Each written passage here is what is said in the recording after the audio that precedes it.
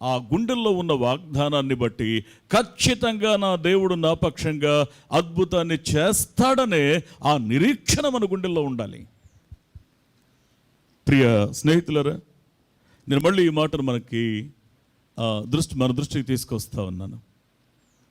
వాగ్దానాన్ని స్వతంత్రించుకున్న వారి మనసు ఎలా ఉంటుంది అనంటే, 2వ దినవృత్తాంతాల గ్రంథము 17వ అధ్యాయము 6వ వచనాన్ని ఒక్కసారి మనం మళ్ళీ చదువుకుందాం. యెహోవా మార్గముల యందు నడుచుకొనుటకు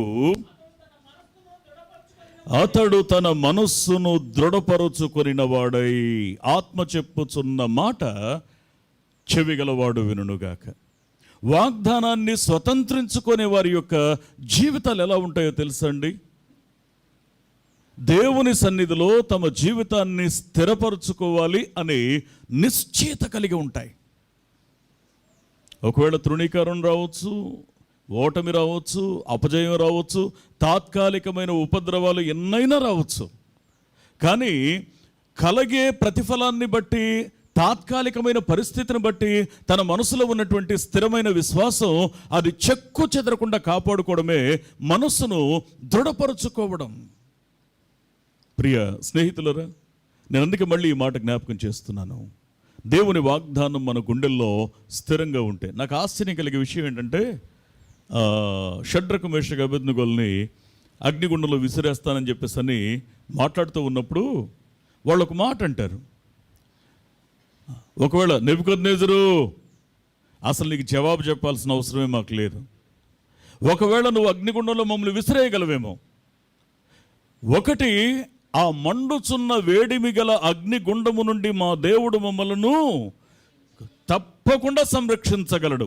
ఒకవేళ అంటే ఒకవేళ అన్నమాట అది దేవుని యొక్క శక్తిని, సామర్థ్యాన్ని శంకించటం కాదది.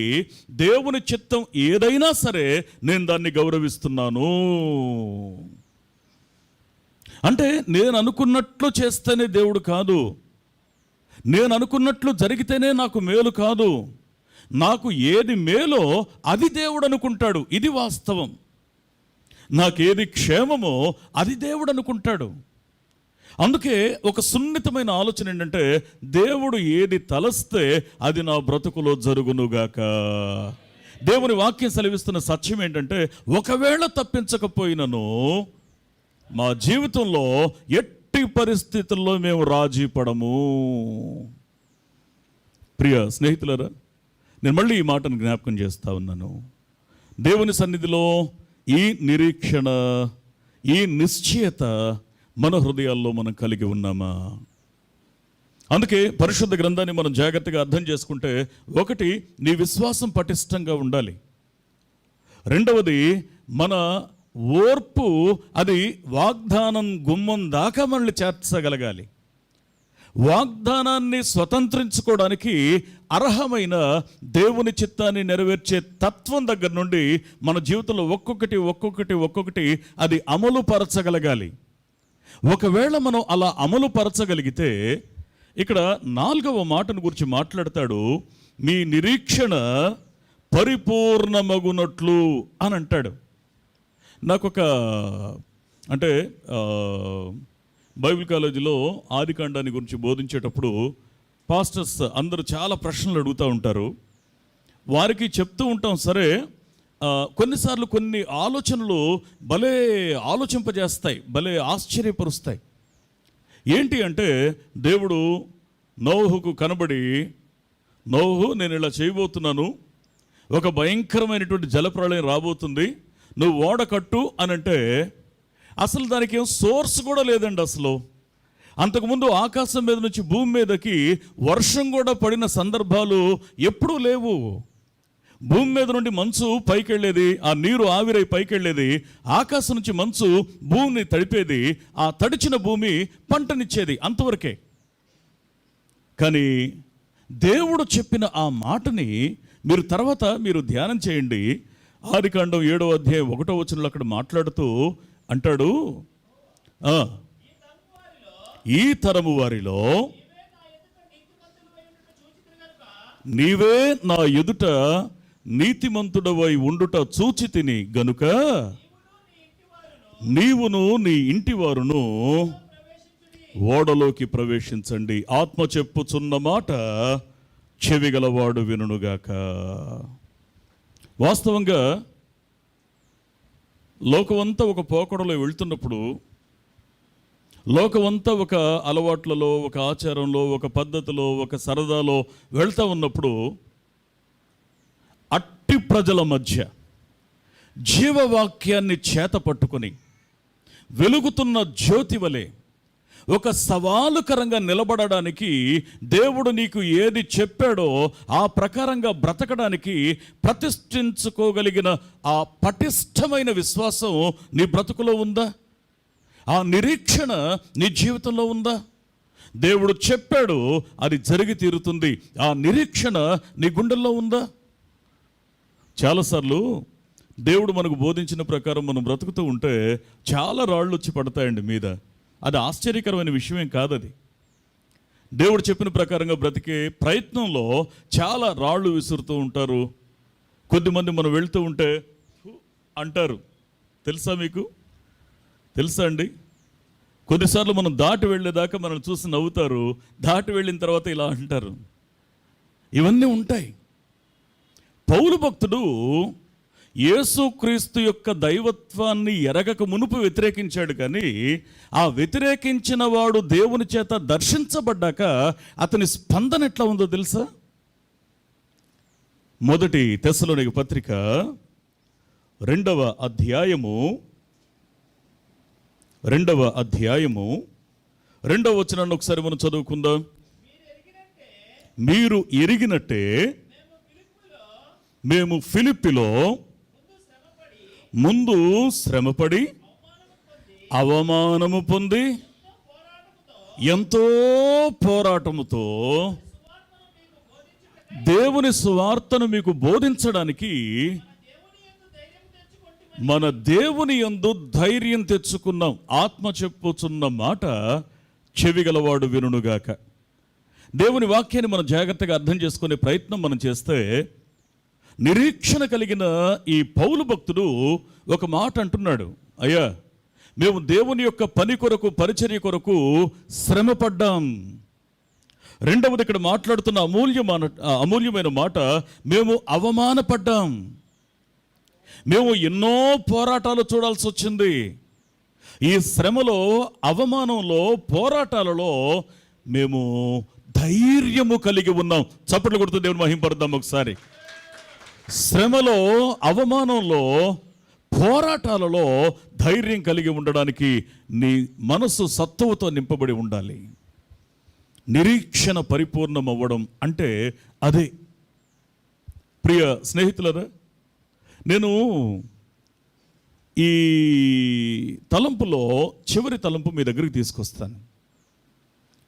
ఏమంటాడంటే, ఈ హెబ్రీ గ్రంథకర్త చెప్పిన మాటల్లో, అయ్యా మీ విశ్వాస విషయం ఒకసారి చెక్ చేసుకోండి.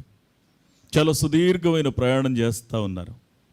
రెండోది, ఓర్పు అనే ఇంధనం మిమ్మల్ని గమ్యం దాకా నడిపించడానికి సరిపడా ఉందో లేదో ఒకసారి చూసుకోండి. అసహనానికి గురవుతున్నారేమో ఎప్పుడైనా. మూడవది, వాగ్దానాన్ని స్వతంత్రించుకునే వారిని పోలి ఆ గుణ లక్షణాలు మన జీవితంలో ఉన్నాయో లేదో ఒక్కసారి పరీక్ష చేసుకోండి. నాలుగవది, మీ నిరీక్షణ ఖచ్చితంగా దేవుని యొక్క వాక్యం సెలవిస్తున్న సత్యం, మీ నిరీక్షణ అది పరీక్షించబడాలి. దేవుని చేత అది ఖచ్చితంగా అంగీకరించబడాలి. మీ నిరీక్షణ కూడా అది దేవునికి ఇంపైన సువాసనగా ఉండాలి అనంటే, ఐదవ మాట ఏం చెప్తాడంటే, ఒకప్పుడు మీకున్నదే ఆసక్తి, దేవుని సన్నిధిలో గడపాలని, దేవుని సన్నిధిలో పెనుగులాడాలని, దేవుని వాక్యం కోసం పరితపించాలని, దేవుని వాక్యానుసారంగా బ్రతకాలని, ఇతరుల ఎదుట నా నోటితో కాకుండా నా జీవితం ద్వారా, నా సాక్ష్యం ద్వారా నేను సువార్తను ప్రకటించాలని ఒకప్పుడు ఉండే ఆసక్తి. ఆ ఆసక్తి అది మరలా మీ జీవితంలో మండించబడాలి. అది తుదవరకు కొనసాగాలి. అది తుదవరకు కొనసాగాలి.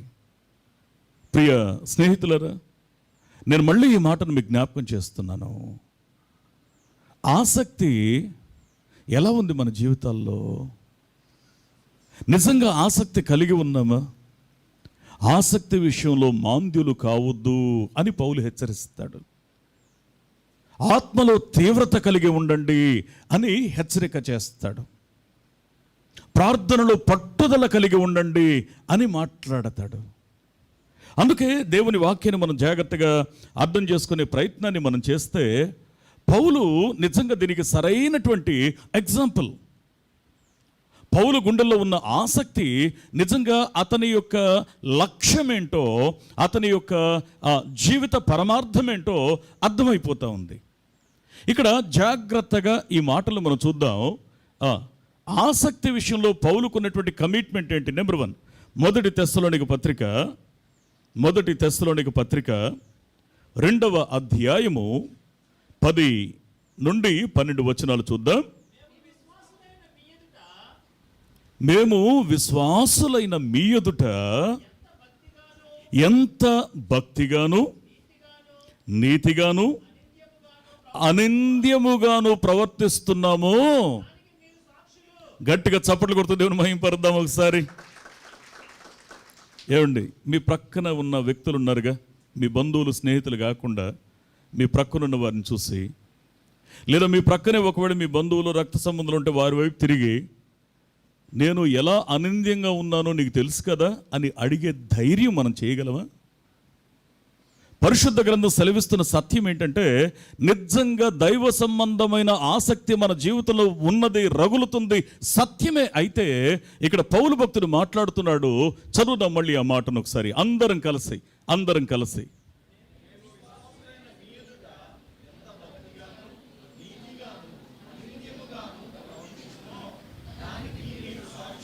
బా బా బా బా బా బా బా అయ్యా, ఒకవేళ నేను మిమ్మల్ని ఏమైనా మెప్పిస్తున్నానేమో, మీరు నన్ను మొహమాటంతో మెచ్చుకుంటున్నారేమో. నాకు ఇంకొక సూపర్వైజర్ కూడా ఉన్నాడు, దేవుడును సాక్షి. ఆత్మ చెప్పుచున్న మాట చెవిగలవాడు వినుడుగాక. దేవుని యొక్క వాక్యం సెలవిస్తున్న సత్యం ఏంటి అనంటే, ఆయన కనికరం కలిగిన మాట సెలవిస్తున్న వాస్తవం ఏంటి అనంటే, విశ్వాసులైన వారి ఎదుట నిజంగా దైవ సంబంధమైన ఆసక్తి కలిగి, ఒకవేళ మనం బ్రతుకుతున్నది సత్యమే అయితే మనం ఎలా జీవించాలో తెలుసా? ఖచ్చితంగా మన జీవితాల్లో ఇతరులకు మాదిరికరంగా అనింద్యంగా ఉండాలి అని దేవుని వాక్యం సెలవిస్తూ ఉంది. వెంటనే పౌల్ని ప్రశ్నించారు, ఎందుకయ్యా అంత అనింద్యంగా బ్రతకాలి? ఎందుకు నువ్వు చెప్పినటువంటి మాటలను బట్టి ఎందుకు అంత అవసరమా? భక్తి, నీతి, అనింద్యత అంత అవసరమా? ఎందుకు అంత భక్తి కావాలి? ఎందుకు అంత అనింద్యంగా బ్రతకాలి? క్యాషువల్గా బ్రతికే భక్తులు లేరా జీవితంలో అంటే, ఆయన వెంటనే యోహాను చెప్పిన మాట వైపు చేయి చూపిస్తాడు. మొదటి యోహాను పత్రిక 2వ అధ్యాయము 28వ వచనం.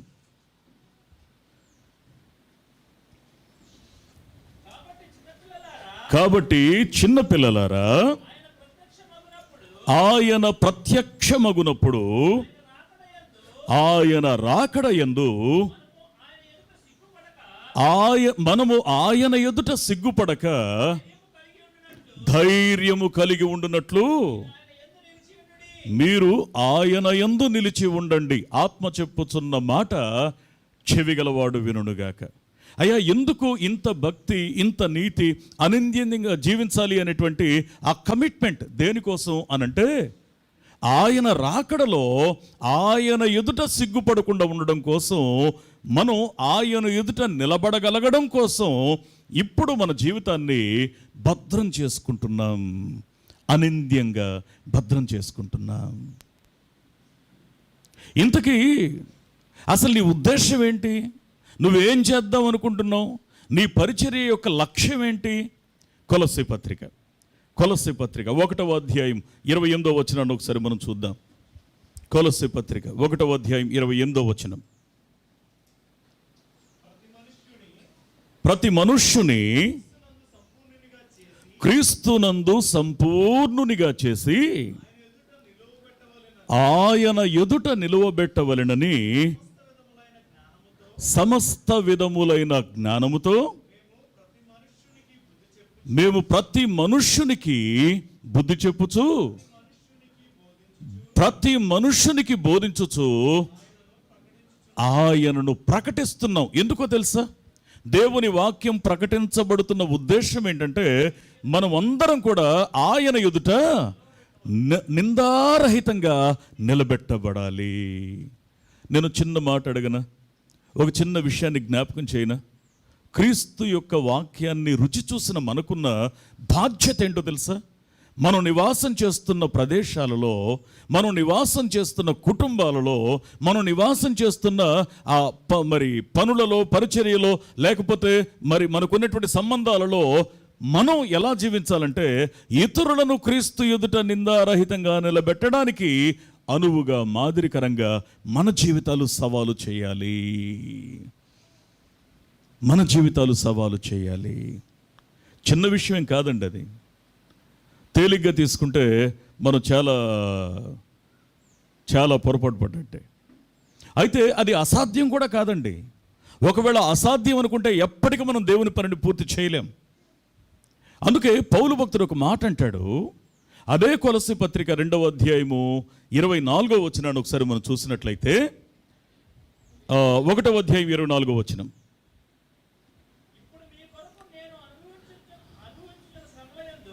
ఇప్పుడు నేను మీ కొరకు అనుభవించుచూ ఉన్న శ్రమల యందు ఆత్మ చెప్పుచున్న మాట చెవిగలవాడు వినుగాక. ఏమండి? ఇతరుల యొక్క క్షేమం కోసం, ఇతరుల యొక్క రక్షణ కోసం, ఇతరుల యొక్క విమోచన కోసం, ఇతరుల యొక్క ఆశీర్వాదం కోసం, ఇతరులు దేవుని ఎదుట నిందారహితంగా నిలబెట్టడం కోసం మనం శ్రమపడిన సందర్భం ఉందా? ఒకవేళ మనం శ్రమ పడాల్సిన పరిస్థితి వస్తే ఆ శ్రమలో మనం సంతోషిస్తున్న ఆ అనుభవం మనకుందా? అందుకే భక్తుడు మాట్లాడతాడు, నేను మీకోసం అనుభవిస్తున్నటువంటి ఈ శ్రమలలో నేను సంతోషిస్తూ ఉన్నాను. క్రీస్తు ఏవైతే ఇంకా వదిలిపెట్టాడో అవన్నీ నా శరీరం ముందు నేను పరిపూర్తి చేస్తున్నాను. కారణం ఏంటంటే కొందరినైనా సరే ఆ క్రీస్తు ఎదుట నిందారహితంగా నిలబెట్టాలని. నేను సూటిగా ఒక ప్రశ్న అడగనా? ఇప్పటికిప్పుడు ప్రభు వచ్చి నీ ముందు నిలబడి, పరిశుద్ధాత్ముడు నీ ముందు నిలబడి, ఇదిగో ఎవరు రక్షించబడాలని నీ మనసులో కోరుకుంటున్నావు, ఇంకా ఎవరి జీవితాల్లో మార్పు జరగాలని నువ్వు ఆశిస్తున్నావు అని సూటిగా ప్రశ్నిస్తే ఒక 10 పేర్లు చెప్పగలవా? తడుముకోకుండా ఒక 7 పేర్లు చెప్పగలవా? ఒక 3 పేర్లు చెప్పగలవా? పేర్లు చెప్పడానికి గబగబా ఆలోచన చేసి చెప్పడం కాదు. నువ్వు పేరు చెప్తున్నావంటే ఆ పేరు కోసం కనీసం ఒక్క కన్నీటి బొట్టైనా రోజుకొక్కసారైనా నువ్వు కార్చే వ్యక్తిగా ఉన్నావన్నప్పుడే నువ్వు ఆ పేరు చెప్పగలగాలి. నేను మళ్ళీ ఈ మాట చెప్పనా? దేవుని యొక్క వాక్యం, దేవుని యొక్క వాగ్దానం మనం అర్థం చేసుకుని ప్రయత్నం చేస్తే ఎంత రెస్పాన్సిబిలిటీ దేవుడు మన మీద ఉంచాడో, ఎంత బాధ్యతను దేవుడు మన మీద ఉంచాడో. అందుకే ఇక్కడ ఈ మాటని అర్థం చేసుకునే ప్రయత్నాన్ని మనం చేస్తే, ఇతరులను దేవునికి సమీపస్తులుగా చేయడానికి నువ్వు శ్రమ పడాల్సి వస్తే అది భాగ్యము, దాన్ని బట్టి సంతోషించు. అందుకే కొన్నిసార్లు కొందరు ప్రశ్నిస్తారు, ఎందుకండి మనకు ఉదయం లేసావా, చిన్న ప్రార్థన, దేవా బాగున్నావా, హలో బాగున్నావా, వందనాలు, మంచి నిద్రించావు, మంచి సౌకర్యాలు కూడా నా చుట్టూ ఉంచావు, నీకు వందనాలు, ఈ రోజంతా నేను, నా కుటుంబం, నా ఉద్యోగం సౌకర్యంగా ఉండేలా సహాయం చేయి. అయ్యా మర్చిపోయాను ఇంకో మాట, రాకపోకలందు నీకు తోడుగా ఉంటా అన్నావుగా, మర్చిపోబాకు. బయటికి వెళ్తే మళ్ళీ తిరిగి ఇంటికి వచ్చేదాకా కష్టం, అది మాత్రం మర్చిపోబాకు. మళ్ళీ అన్ని పనులు చూసుకొని ఇంటికి వచ్చిన తర్వాత, ప్రభా భలే కాపాడావు ప్రభు, భలే ఓడివు ప్రభా, నువ్వు చాలా మంచివాడివి, నేను అపనమ్మకంగా ఉన్నా సరే నువ్వు మాత్రం నమ్మకంగా నన్ను కాపాడుతూనే వచ్చావు. ఈ ప్రార్థన మనం చేస్తూనే ఉంటాం. కానీ దేవుని యొక్క సన్నిధిలో మనం సౌకర్యవంతమైనటువంటి భక్తి జీవితాన్ని కలిగి ఉండడానికే ఆలోచిస్తున్నాం. కానీ కాస్త ఇతరుల యొక్క రక్షణ నా మీద కూడా బాధ్యత ఉంది. సంఘము కన్నీరు ఒలికిస్తే సమాజము కొట్టుకుంటూ సంఘములోనికి వస్తుంది. దేవునికి ఆశీర్వాదకరమైనటువంటి కృప మన గుండెల్లో ఉన్నది సత్యమే అయితే, ఇతరుల గురించి రెగ్యులర్గా కొన్ని పేర్లు పెట్టుకొని వారి కొరకు రహస్యంగా నేను ఎవరి కోసం ప్రార్థన చేస్తున్నానో వారి దగ్గర నుంచి మెప్పు కోరాను అంటే ప్రతిఫలాన్ని కూడా పోగొట్టుకుంటాం మనం. ఇంతకీ ఎందుకయ్యా ఇవన్నీ? ఏదో మనం ఉన్నాం, మన భక్తి, మన కుటుంబం చాలు కదా. ఎందుకు ఇదంతా? ఎందుకింత ఆరాటపడతావు? ఎందుకింత హడావిడి? ఎందుకింత పరుగులు? ఎందుకింత అలసిపోతావు? ఎందుకింత ఒత్తిడి? సింపుల్గా చేసేయచ్చు కదా పరిచర్య, సింపుల్గా కలిగి ఉండొచ్చు కదా భక్తి జీవితాన్ని. అంటే దేవుని కోసం పరిగెత్తాలన్న తీవ్రత, ఆత్మల దప్పిక, పరిచర్యను గూర్చినటువంటి పౌరుషం ఉన్న పౌలు భక్తుడు ఏమంటాడో తెలుసా? మొదటి కొరింథీ పత్రిక 3వ అధ్యాయము 9వ వచనాన్ని ఒకసారి మనం చదువుదాం. మేము దేవుని జత పనివారమై ఉన్నాం. చప్పట్లు కొడుతూ దేవుని మహింపరచండి ఒకసారి. చప్పట్లు కొడుతూ దేవుని మహింపరుద్దాం ఒకసారి. మేము దేవుని జత పనివారం. మేము ఎట్లా మౌనంగా ఉండగలం? మేము దేవుని జత పనివారం.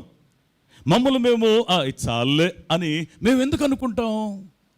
ఇతరుల కనులకు తెలియకుండా దేవుని కోసం ప్రయాసపడడం ఒక బాధ్యత, ఒక భాగ్యము. అయ్యా ఎందుకయ్యా అంత అల్లాడిపోతూ ఉంటారు, అంత శ్రమ పడుతూ ఉంటారు? ఏదో ఫ్యాషన్గా అలా వచ్చామో చేసామో, ఇది అయిపోయింది, అది వెళ్ళామో మళ్ళీ ఆ టయానికి. అది కాదు, మేము దేవుని జత పనివారము. అయ్యా ఇతరుల కోసం కన్నీరు కార్చకుండా ఎట్లా ఉంటాం? మేము దేవుని జత పనివారము. ఇతరులకు దేవుని వాక్యాన్ని మా సాక్ష్యం ద్వారా మేము పంచుకోకుండా మేము ఎట్లా ఉంటాం? ఇతరులను దేవుని సంఘంలోనికి నడిపించకుండా సంవత్సరానికి కనీసం నెలకి ఒక్కరు చొప్పున 12 మందినైనా దేవుని సంఘానికి నడిపించకుండా మేము ఎలా మౌనంగా ఉంటాం? మేము దేవుని జత పనివారము. నిజంగా నీకు దేవుని పరిచర్యకు ఉన్న ఆ బంధం ఏంటో తెలిస్తే నేను మౌనంగా ఉండగలమా? ఆ టైంలో పౌలు గారిని ఒక మాట ప్రశ్నించి, అయ్యా దేవుని జత పనివారు అంటున్నావు, ఏంటి నీకు ప్రయోజనం ఏంటి చెప్పు. సరే మేము దేవుని పనివారం, మేము దేవుని జత పనివారం, ఇంత పౌరుషంగా చెప్పావు కదా, ఏంటి నీకు కలిగే బెనిఫిట్ ఏంటి చెప్పు నాకు. బెనిఫిటా చెప్తున్నాడు ఇక్కడ. రోమాపత్రిక 8వ అధ్యాయం 17వ వచనాన్ని ఒకసారి మనం చదువుకుందాం. మనము పిల్లలమైతే వారసులము, అనగా దేవుని వారసులము, క్రీస్తుతో కూడా మహిమ పొందుటకు ఆయనతో శ్రమపడిన ఎడల క్రీస్తు తోడి వారసులము. గట్టిగా చప్పట్లు కొడుతూ దేవుని మహింపరుద్దాం ఒకసారి.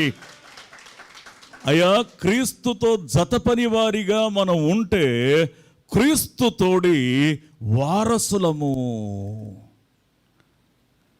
క్రీస్తు తోడి వారసులము. అయ్యా వారసులు అంటున్నావే, క్రీస్తు తోడి వారసులు అంటే క్రీస్తు శ్రమపడ్డాడు, అవమానించబడ్డాడు, తృణీకరించబడ్డాడు, ఇబ్బందులు పడ్డాడు, వీటి గురించే నువ్వు మాట్లాడుతున్నావు అని అంటే, అయ్యా ఇది తాత్కాలికమైన విషయం గురించి నువ్వు అంటున్నావు. అసలు క్రీస్తుతో కూడా దేనిలో వారసులమో అక్కడే మాట్లాడాడు, మహిమపరచబడడానికి, మహిమను పొందడానికి. దీనికి ఒక రుజువుగా ఇంకో చక్కని మాట మాట్లాడతాడు. చివరిగా ఈ మాటను మనం చూద్దాం.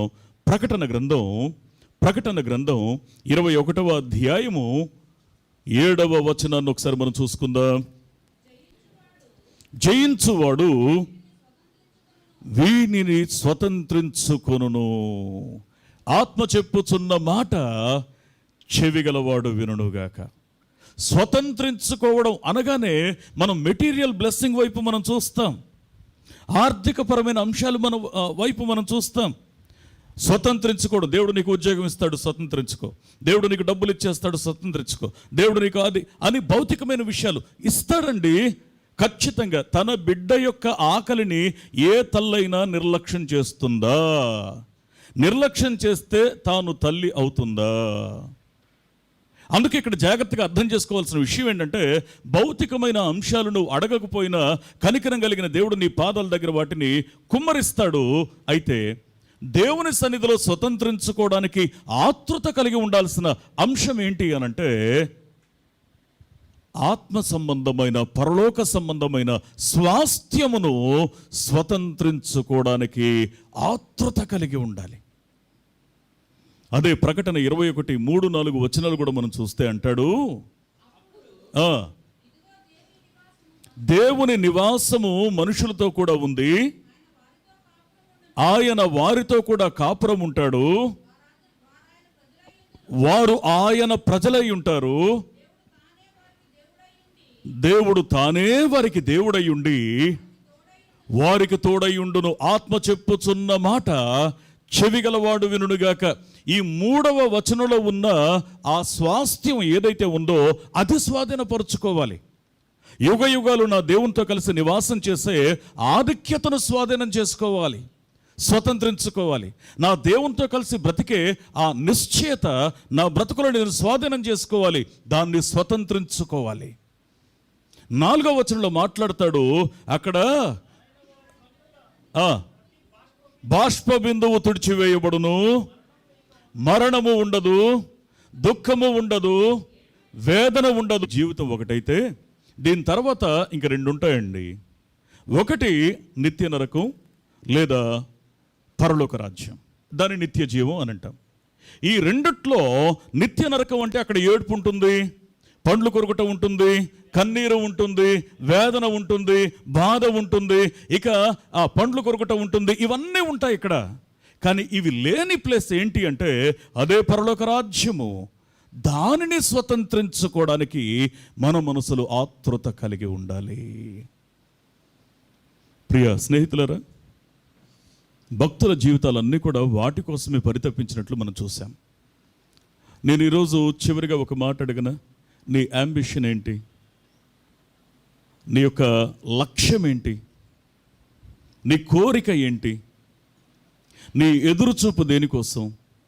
నేను మళ్ళీ చెప్తున్నాను, భూ సంబంధమైన ఆశీర్వాదాలని నువ్వు అడగకపోయినా సరే కనికరం కలిగిన దేవుడు నీ బ్రతుకులో అవసరాన్ని బట్టి సంతృప్తికరంగా, సమృద్ధికరంగా ఆయా సమయాలలో తగిన సమయమందు నీకిచ్చి తీరుతాడు. దాన్ని ఎవరు ఆపలేరు.